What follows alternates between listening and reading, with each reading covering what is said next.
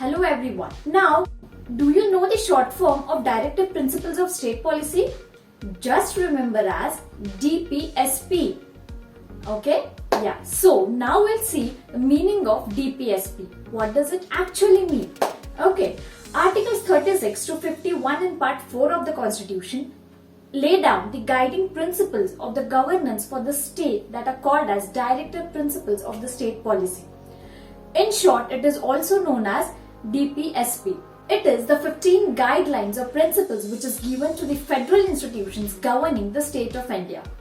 The principles have been inspired by the directive principles which are given in the Constitution of the Ireland, which are related to social justice, economic welfare, foreign policy and legal and administrative matters.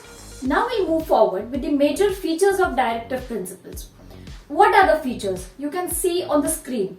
It is the duty of the state to apply these principles in making laws and policies on social and human development. Second is not enforceable by any court. DPSPs are largely of the nature of economic and social rights.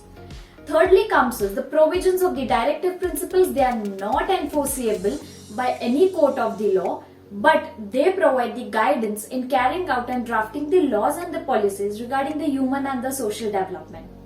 Fourthly, Supreme Court has raised the status of many provisions of the directive principles to that of the fundamental rights by suggesting that they violate one's right to life. That is Article 21. I hope you remember.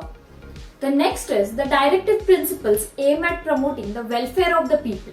They intend to secure and protect social and economic and political justice of its citizens. These principles endeavor to minimize the income inequalities and to eliminate inequalities based on status, facilities and opportunities among both the individuals and the groups of people.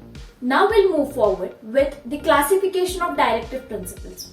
How could they be classified?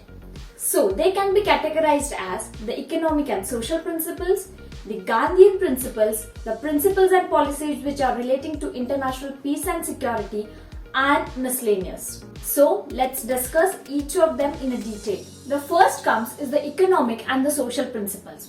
Under this heading, the DPSP's guidelines, they state that each state shall endeavor to achieve the social and the economic welfare of the people by providing adequate means of livelihood without any gender discrimination. Secondly, securing equal pay for equal work for both men and women. Third is securing suitable employment and healthy working conditions for the men, women and children.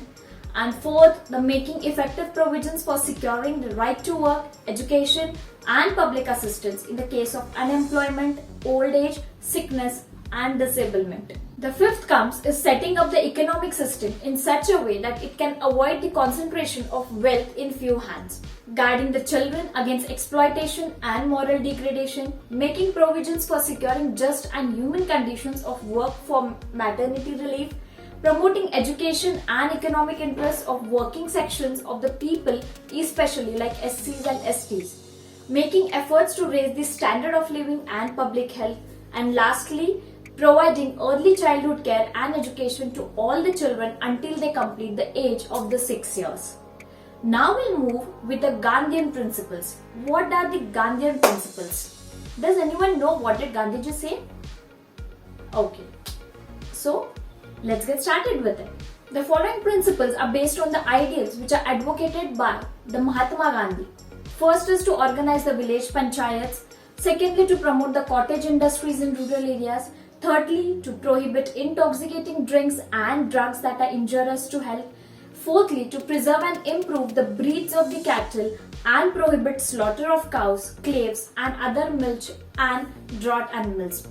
Next one is DPSP is related to international peace and security. India should render the active cooperation for the world peace and security, and for that the state should endeavor to promote the international peace and security, maintain the honorable relations with the other state nations.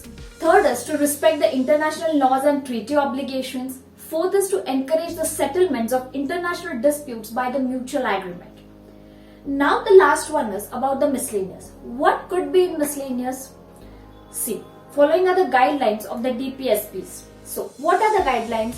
Guidelines are to secure the uniform civil code, to protect the historical monuments, to save the environment from pollution and protect the wildlife. Last but not the least, to make the arrangements for disbursement of the free legal justice through suitable legislations.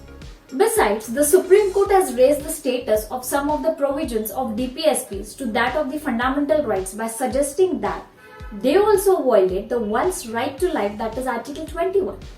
Let's understand with this an example.